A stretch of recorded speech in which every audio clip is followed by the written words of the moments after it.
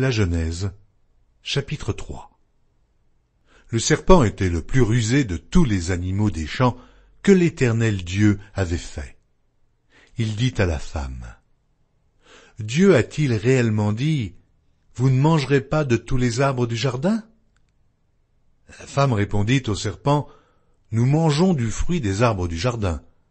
Mais quant au fruit de l'arbre qui est au milieu du jardin, Dieu a dit, « Vous n'en mangerez point et vous n'y toucherez point, de peur que vous ne mouriez. » Alors le serpent dit à la femme, « Vous ne mourrez point. Mais Dieu sait que le jour où vous en mangerez, vos yeux s'ouvriront, et que vous serez comme des dieux, connaissant le bien et le mal. » La femme vit que l'arbre était bon à manger et agréable à la vue, et qu'il était précieux pour ouvrir l'intelligence. Elle prit de son fruit et en mangea. Elle en donna aussi à son mari, qui était auprès d'elle, et il en mangea. Les yeux de l'un et de l'autre s'ouvrirent, ils connurent qu'ils étaient nus, et ayant cousu des feuilles de figuier, ils s'en firent des ceintures.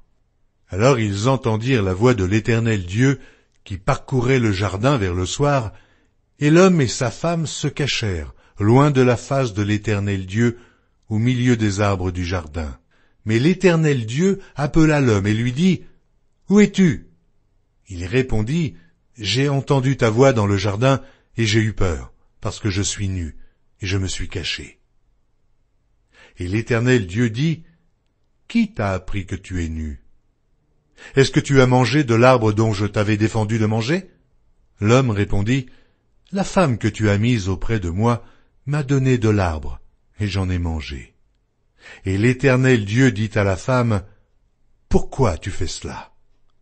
La femme répondit, « Le serpent m'a séduite et j'en ai mangé. » L'Éternel Dieu dit au serpent, « Puisque tu as fait cela, tu seras maudit entre tout le bétail et entre tous les animaux des champs. Tu marcheras sur ton ventre, et tu mangeras de la poussière tous les jours de ta vie. Je mettrai inimitié entre toi et la femme, entre ta postérité et sa postérité.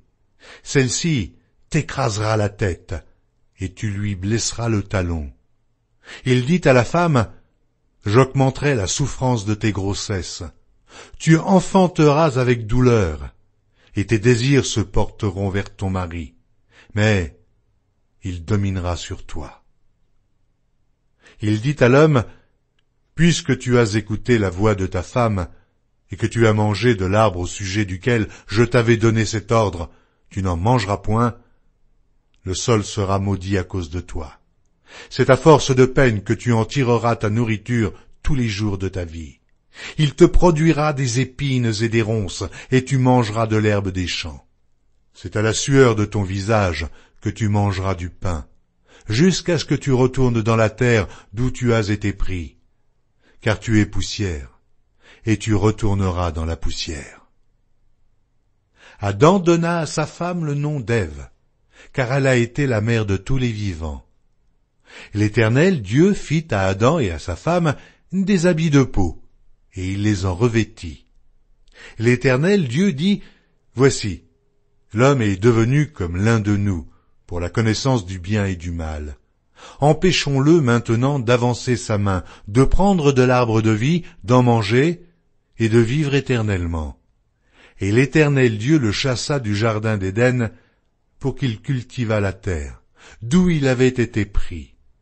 C'est ainsi qu'il chassa Adam, et il mit à l'orient du jardin d'Éden les chérubins qui agitent une épée flamboyante pour garder le chemin de l'arbre de vie.